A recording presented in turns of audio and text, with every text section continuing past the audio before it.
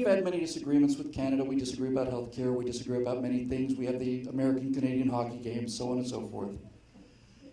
And our relative positions are reflected by our geography. We look up to Canada in many ways, and we provide Canadians a much, much more valuable service by giving them something to look down upon. But with that said, there's never been a friendship like this in the history of the world. It's never existed. 3,000 miles of border that's completely unfortified, undefended, unwatched. 3,000 miles of border that is with trading partners and friends who speak the same language. This never existed in the history of the world. We're the best friends that have ever lived on planet Earth. We need to keep that in mind. We should never forget it. And they were ours. They were just, it was gone. All of these animosities are gone. Because you went right to the heart of the emotion. You didn't talk about the politics of it. You went to the heart of the emotion. So, how do we do this? How do we do it? How do we do what the left is so effective at? How do we get emotion into things? How do we get fun into things? There's a number of ways that we can do it. I can give you just a couple of examples that I've been thinking about. One of them I'm pretty sure I talked about before here in this room. I was at an event in Phoenix, and a young lady said, very young lady, she's going to be governor of Arizona one day for sure. And she said, Bill, I'd like to start a Tea Party group at my high school. Have I told this story here? Oh, good. I'd like to start a Tea Party group at my high school. Do you have any suggestions? And I said, oh, yeah, I certainly do. My first suggestion is whatever you do, don't call it a Tea Party group. Under any circumstances, don't call it a Tea Party group. Well, what should we call it? I would say, if I were you, I'd put out a flyer that says at 4 o'clock in room 202, we're going to have our first meeting of the Rebel Alliance. And I know many people have heard this before. I'm not going to elaborate on it too much. They said, well, what will we do if people come and say, what happens at the Rebel Alliance? I would say to them, well, just tell them that you don't want to be a part of this. You're not a member. You can't possibly be able to join. I really can't even tell you what it's about. And watch what happens. And then you basically tell them, look, you really can't handle it. We're outnumbered 100 to 1 on our worst day. Mostly we're outnumbered 1,000 to 1, 10,000 to 1. You should probably go back with your socialist buddies and go vote for Obama again. But if you decided to join the Rebel Alliance, you have to understand that it's not easy, and you have to be smart, and you have to be tough, and you have to be ready to fight all the time. You have to be informed. You have to understand that sometimes things that seem real aren't real, that sometimes the idea of just giving poor people money would make them not poor anymore, but it's not true. It doesn't work that way. It's more complex than that. And frankly, you got to have the courage to get up in these beat old X-Wing starfighters, go through wave after wave of incoming Imperial TIE fighters, roll into the Death Star trench, have all these lasers being fired at you, pickle off a couple of photon bombs, put it in the size of a pie hole, and get the hell out of there before the Death Star explodes, and we all are sitting around here eating rats over burning tires, because that's what's going to happen if we don't succeed. But it's probably not for you. And then what happens, right? And I say, don't use Tea Party iconography, don't use We the People, use the symbol of the Rebel Alliance that's painted on the side of the X-Wing fighters in Star Wars. Watch what happens. And kids are doing it, and it's actually working. Don't say liberal, don't say conservative, don't say a Republican, don't say Democrat. Talk to people this way. Do you like being told what to do? Yes or no? No. Us either. Do you like telling other people what to do? No. Some of them do, but they'll never admit it. Okay, we don't either. Do you like hanging on to your own stuff? Is that your iPhone, or do you want to sell your iPhone, pawn it, and distribute the money to the poor? You know your Xbox, your toy, could feed a family in Africa for a year. You know that, right? So if you really claim to be a socialist, and you really do believe from each according to his ability, to each according to his need, why don't you go down and sell the Xbox and mail the money to Africa? They're in greater need than you are. Yeah, but that's my Xbox. Technically, it's your dad's, but yes. I had a discussion with somebody once, and they said, they were talking about wealth. And again, I just want to keep coming back, because I know it seems like I'm all over the board, but I'm really trying to get to the emotion. I'm trying to connect to the emotion of it and show you how powerful it is. I was talking to somebody once, and he was having a real problem with wealth and millionaires and billionaires and all that other stuff. And this guy said, so are you saying the guy has a right to have 5 houses? I said, he has a right to have as many houses as he wants to have. He can have as many houses as he can afford. If he works hard enough to afford 5 houses and he wants 5 houses, it's his business, not your business. Of course he can have 5 houses. Well, when does he have enough houses? How many houses are enough? The president himself has said this. Comes a point where you make enough money. Now, I could have argued about this in any number of ways. I could have talked about wealth creation. I could have talked about all these things. But this is a younger guy, a liberal guy. And I said, get out your iPhone. He got out his iPhone. I said, how many songs do you have on your iPhone? He said, what? I said, how many songs do you have on your iPhone? Go to iTunes. How many songs are there? He looked, 725. How many songs are enough? Do you listen to them all in one day? No. Have you listened to all of them this week? No. They're $1 each, right? Yeah. Why don't you have 50 songs and send $700 to the poor in Africa or in Cleveland, Ohio? Why would you have to have 750 songs? When have you had enough songs? And all of a sudden they're confronted with the reality of the fact that they should have as many songs as they damn well want. They should have as many songs as they want and as they can afford. Every one of them costs $1, you know. It's not like they're free.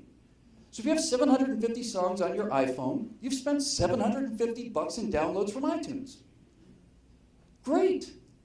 But don't give me how much is enough, because you have as many of the things that you want and can afford as the guy who's got 5 houses does. You're no different and you're no better. He has as many as he can afford and as many as he wants. And his motivation and his goodness or badness is not determined by how many houses he has, in the same way that your goodness or badness is not determined by how many songs you have on your iPhone. Your goodness or badness is determined by what kind of a person you are and how you behave. It's not dependent on how much stuff you have or how little stuff you have. You're not automatically good because you're poor. You're not automatically evil because you're rich. What kind of person are you individually? You have 750 songs on your iPhone. Don't talk to me about what's enough. It's hard to argue with that kind of thing, because it goes right to the emotion of themselves. It turns their emotional status around. They're thinking, I'm much better than a guy who had 5 houses. I'd only have 1 house, and I'd give the rest of my money to charity. No, you wouldn't. No, you wouldn't. Because you have an opportunity to give $700 to charity and listen to 50 songs instead of 750, and you don't do it. It never even enters your head to do it. And if you think I'm criticizing you for having 750 songs on your phone, you're wrong. I think it's awesome that you have 750 songs on your phone. This is how you can win arguments. This is how you can turn people around. So, before we get to the Q&A, I want to give you an interesting example of the kind of work I think we should be doing, and this is probably going to blow a few minds, so I need a quick drink of water.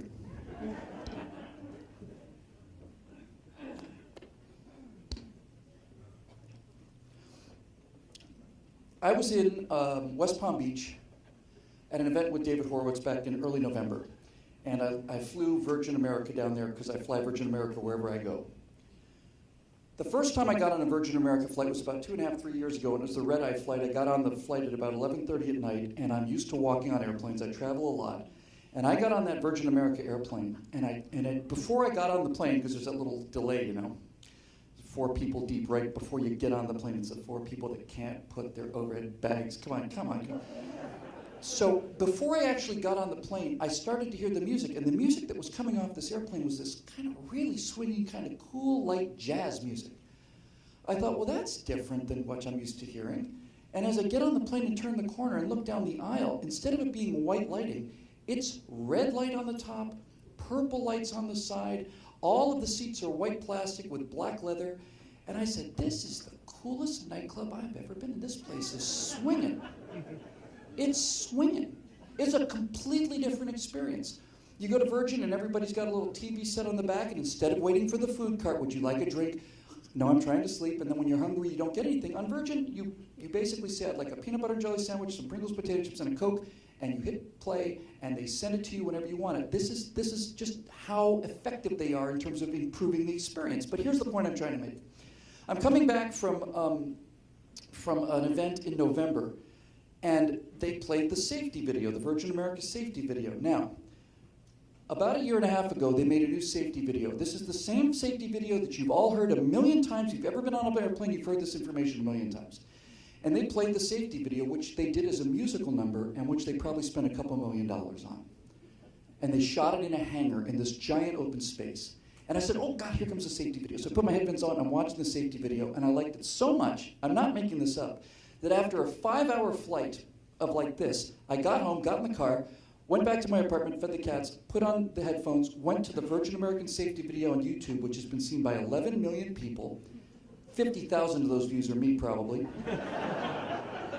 And I watched it again. I cannot recommend this experience highly enough for you. If you just write it down, just Google Virgin America safety video on YouTube. Believe me, you'll see where I'm going with this. And I watched it again. I watched it again because the music was so good, the production values were so good. It was just a great show.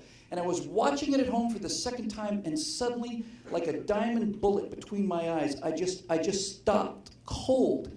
And I said, what's going on here? What's going on right here? What's happening?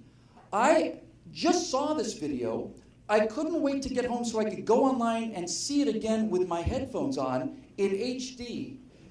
It is 4.5 minutes of the most boring information in the history of the world. Here's how you operate a seatbelt. And it's not only the most boring information in the world, it's the most boring information in the world that I have heard 300 times. And I can't wait to get back and watch this again. I can't wait. That really, really, really rewired my brain. Because I realized that what they had done with the production values of this safety video was they had made something that is so boring and so common and so ordinary, so interesting by the packaging, that I had to go and watch it for the 15th time. And I thought, whoa, whoa. So, let me just tell you a little bit about the safety video. First of all, it's very multicultural. There's not a person in that cast that's over 30. Everybody in there is young. Everybody in there is beautiful. Everybody in there is hot. Now, here you really want to blow the tops of some people's heads off. There are some people out there that can make conservatism interesting. There are fewer people that can make it funny, but no one is making it sexy. No one. And if you can make these ideas sexy, it is game over for the left. It's game over. So how do you make conservatism sexy? Well, I'll tell you how. Well, you're looking at how, obviously. But I'll tell you how.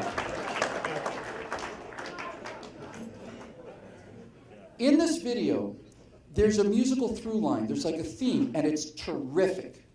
And all of these flight attendants are dancers. The very first shot, is you see inside this giant auditorium, and you see these two flight attendants pulling their flight bags, walking away, and it's like, these girls are smoking hot. I'm interested. What other information do you have to convey to me? Because so far, so good.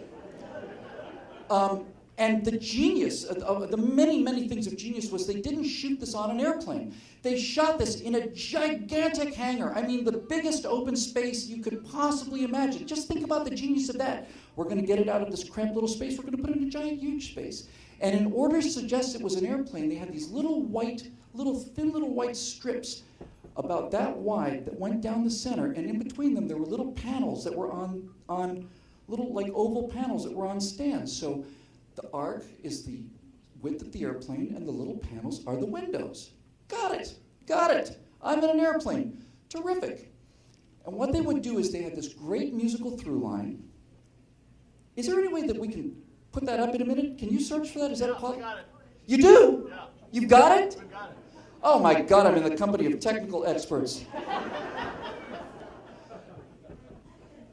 You could play it right now?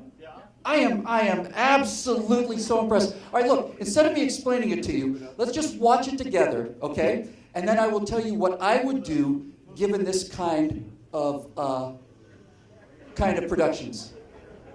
Okay,